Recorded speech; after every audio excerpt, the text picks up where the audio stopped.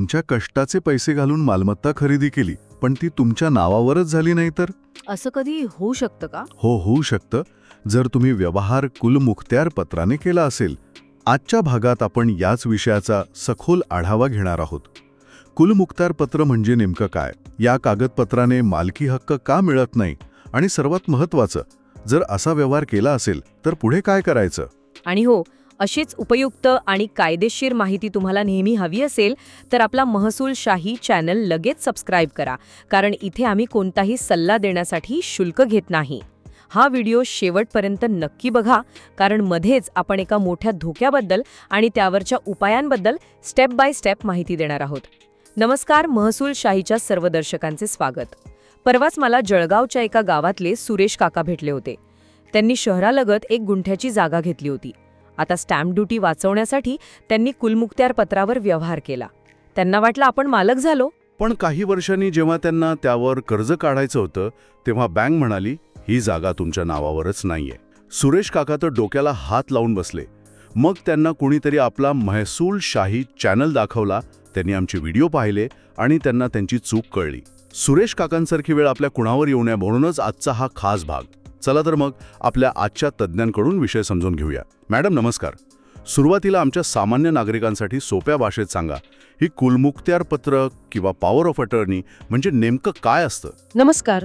बघा, याची मूळ संकल्पना खूप चांगली आणि गरजेची आहे. समजा एखादी व्यक्ती परदेशात राहतीये, तिला भारतातली मालमत्ता विकायची आहे, किंवा एखादी व्यक्ती खूप आजारी आहे, अंथरुणाला खिळून आहे, तिला सरकारी कार्यालयात येता येत नाही. हो, बरोबर. मग अशी व्यक्ती काय करते? आपल्या विश्वासातल्या दुसऱ्या व्यक्तीला आपल्या वतीने सही करण्याचे, कागदपत्र सादर करण्याचे कायदेशीर अधिकार देते. हे अधिकार ज्या कागदाने दिले जातात त्यालाच आपण कुलमुखत्यार पत्र म्हणतो. अच्छा, म्हणजे ही एक सोय आहे. मग लोक नोंदणीकृत खरेदी खताऐवजी याचा वापर का करतात? गैरवापर का सुरू झाला? यामागे मुख्यत्वे 3 कारणं आहेत. पहिलं आणि सगळ्यात मोठं कारण म्हणजे पैशाचा हव्यास. स्टॅम्प ड्युटी आणि नोंदणी फी वाचवण्यासाठी लोक हा मार्ग निवडतात. किती फरक पडतो साधारण? 50 लाखांच्या मालमत्तेवर जवळपास 3 ते 4 लाख रुपये वाचतात. हा आकडा खूप मोठा वाटतो. हो, नक्कीच. दुसरं कारण म्हणजे कायद्यातून पळवाट काढणं. उदाहरणार्थ, आपल्याकडे तुकडेबंदी कायदा आहे, त्यामुळे ठराविक क्षेत्रापेक्षा कमी जमिनीची खरेदी विक्री करता येत नाही. मग लोक हा मार्ग वापरतात. आणि तिसरं म्हणजे काळा पैसा. बेहिशेबी रक्कम अशा व्यवहारांमध्ये वापरली जाते, कारण याची थेट नोंद सरकारी दप्तरात होत नाही. म्हणजे पैसे वाचवण्यासाठी हा शॉर्टकट वापरला जातो. पण म्हणतात ना, शॉर्टकट नेहमी महाग पडतो. यात नेमका धोका काय आहे? पैसे दिले, कागदपत्र घेतली की व्यवहार पूर्ण होत नाही का? नाही, हाच तर यातला सगळ्यात मोठा धोका आहे. कुलमुखत्यार पत्राने तुम्हाला मालमत्तेचे व्यवहार करण्याचे अधिकार मिळतात, पण मालकी हक्क मिळत नाही. अच्छा, अधिकार मिळतात, मालकी नाही. अगदी बरोबर. यामुळे 7/12 उतारा किंवा प्रॉपर्टी कार्डला तुमचं नाव लागत नाही. तुम्ही कायदेशीर मालक बनतच नाही. अरे बापरे. एक सोपं उदाहरण सांगते. समजा मी तुम्हाला माझ्या गाडीची चावी दिली आणि सांगितलं की तुम्ही ही गाडी चालवू शकता, विकू शकता, काही करू शकता. पण जोपर्यंत मी गाडीचं RC बुक तुमच्या नावावर करत नाही, तोपर्यंत गाडीची मालक कोण? तुम्हीच. अगदी तसंच. कुलमुखत्यार पत्र म्हणजे ती गाडीची चावी आहे, RC बुक नाही. वाह, जबरदस्त उदाहरण दिलं. हे तर कुणालाही कळेल. तुमच्या ओळखीत कुणी असा व्यवहार केला आहे का? त्यांना हा व्हिडिओ नक्की शेअर करा आणि कमेंटमध्ये हो किंवा नाही लिहून सांगा. महसूल आणि कायद्यांशी संबंधित सर्व प्रश्नांची उत्तरे मिळवण्यासाठी आपला महसूलशाही यूट्यूब चॅनलला भेट द्या आणि चॅनलला आत्ता सबस्क्राईब करा. मॅडम, एक मोठा गैरसमज आहे लोकांमध्ये. कोणता? विक्रेते सांगतात, मी तुम्हाला कधीही रद्द न होणारे कुलमुखत्यार पत्र म्हणजे इररिव्होकेबल POA करून देतो, मग तुम्हीच मालक. यात कितपत तथ्य आहे? हा सगळ्यात मोठा भ्रम आहे. माझ्या अनुभवातून सांगते, कधीही रद्द न होणारे या शब्दाला अजिबात भुलू नका. त्याने मालकी हक्क मिळत नाही. विक्रेते सहसा 3 कागदपत्रांचा एक सेट देतात. 3 कागदपत्र? हो. पहिला असतो करारनामा, म्हणजे अग्रीमेंट. यात फक्त व्यवहार ठरल्याचं लिहिलेलं असतं. दुसरं आहे कुलमुखत्यार पत्र. आणि तिसरा, सगळ्यात फसवा, तो म्हणजे मृत्यूपत्र. मृत्यूपत्र? हो, हे तर त्याहून फसवा आहे. जर मालमत्ता वडिलोपार्जित असेल तर ते मृत्यूपत्र 0 ठरतं, आणि मालकाने दुसरं मृत्यूपत्र केलं तर पहिलं आपोआप रद्द होतं. त्यामुळे या तिन्ही कागदपत्रांच्या आधारे तुम्ही मालक होऊ शकत नाही. हे तर खूपच गंभीर आहे. याच संदर्भात आमच्या एका दर्शकाने मागच्या व्हिडिओवर कमेंट केली आहे. जालना येथील महेश भाऊ विचारतात, मी जमिनीचे पूर्ण पैसे दिले आहेत, करारनामा आणि कुलमुक्त्यारपत्र दोन्ही माझ्याकडे आहे, तरीही माझ्या नावावर जमीन का होणार नाही? महेश भाऊ, तुमचा प्रश्न खूप महत्वाचा आहे आणि तो अनेकांच्या मनात आहे. याचं साधं उत्तर असं आहे की करारनामा हा खरेदी खत नाही, तो फक्त व्यवहार करायचं एक वचन आहे. जोपर्यंत तुम्ही त्या आधारे नोंदणीकृत खरेदी खत करत नाही, तोपर्यंत सरकार दरबारी तुम्ही मालक नाही. एक क्विक फॅक्ट सांगू का? हो, सांगा ना. अशा अपूर्ण व्यवहारांमुळे हजारो कोटी रुपयांच्या मालमत्ता आज कोर्ट कचेरीत अडकून पडल्या आहेत. यात वाचवलेल्या पैशांपेक्षा कित्येक पटीने जास्त पैसा आणि वेळ वाया जातो. धक्कादायक आहे.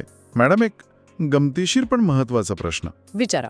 समजा कुलमुक्तारपत्र देणारी व्यक्तीच खरेदीच्या दिवशी किंवा आदल्या दिवशी देवाघरी गेली, तर त्या व्यवहाराचं काय होतं? हा अत्यंत महत्वाचा मुद्दा आहे.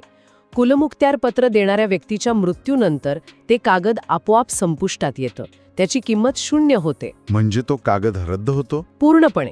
त्यामुळे मृत्यूनंतर त्या कागदाच्या आधारे केलेला कोणताही व्यवहार पूर्णपणे बेकायदेशीर ठरतो. म्हणूनच व्यवहार करण्याच्या दिवशी कुलमुक्त्यारपत्र देणारी व्यक्ती हयात असल्याची खात्री करणे बंधनकारक आहे. अजून एक भीती लोकांच्या मनात असते, ती म्हणजे मूळ मालक एकाच जमिनीसाठी अनेक लोकांना कुलमुक्त्यारपत्र देऊन फसवू शकतो का? हा गैरसमज आहे की यात तथ्य आहे? हा गैरसमज नाही, तर एक कटू सत्य आहे. अरे देवा! कारण हे व्यवहार नोंदणीकृत नसतात, त्यामुळे याची कुठेही सरकारी दप्तरात नोंद होत नाही. एकच मालक 10 लोकांना वेगवेगळी कुलमुक्त्यारपत्र देऊन पैसे घेऊ शकतो आणि मोठी फसवणूक होऊ शकते. आणि नोंदणीकृत खरेदी खतात असं होत नाही? नाही, कारण नोंदणीकृत खरेदी खत एकदा झालं की त्याची नोंद रजिस्ट्रार कार्यालयात होते, त्यामुळे तीच जमीन दुसऱ्याला विकता येत नाही. आणि अजून एक धोका, तुमचं मूळ कुलमुक्त्यारपत्र हरवलं किंवा खराब झालं तर त्याची दुसरी प्रत तुम्हाला कुठूनही मिळणार नाही. म्हणजे सगळे पैसे पाण्यात? हो, तसा धोका असतो. तुमच्या गावात अशी समस्या आहे का? कमेंटमध्ये गावाचं नाव नक्की लिहा. आता सर्वात कळीचा मुद्दा, ज्यांनी आधीच असा व्यवहार केला आहे आणि आता त्यांना पश्चाताप होतोय, त्यांनी काय करावं? त्यांचे पैसे बुडाले का? नाही, पूर्णपणे नाही. घाबरू नका. चला स्टेप बाय स्टेप बघूया काय करता येईल. हो, हे खूप महत्वाचं आहे. पायरी 1, न्यायालयात धाव घ्या. तुमच्याकडे असलेल्या करारनामा आणि कुलमुक्त्यारपत्राच्या आधारे खरेदी खत पूर्ण करून मिळावं, यासाठी दिवाणी न्यायालयात म्हणजे सिव्हिल कोर्टमध्ये दावा दाखल करा. यासाठी स्पेसिफिक रिलीफ ॲक्टमध्ये खास तरतूद आहे. ठीक आहे. पायरी 2, आर्थिक धोका ओळखा. एक गोष्ट लक्षात घ्या, जर तुम्ही 50 लाखांच्या व्यवहारासाठी कागदावर फक्त 20 लाख दाखवले असतील आणि कोर्टाने पैसे परत देण्याचा निर्णय दिला, तर तुम्हाला कागदावरची रक्कम म्हणजेच 20 लाखच परत मिळू शकतात. हा तर मोठा धोका आहे. हो. आणि पायरी 3, तज्ज्ञांचा सल्ला घ्या. अजिबात वेळ न घालवता एका अनुभवी वकिलाचा सल्ला घ्या आणि कायदेशीर प्रक्रिया सुरू करा. हे लक्षात ठेवा, म्हणजे पुढे त्रास होणार नाही. वा, भारी माहिती दिलीत.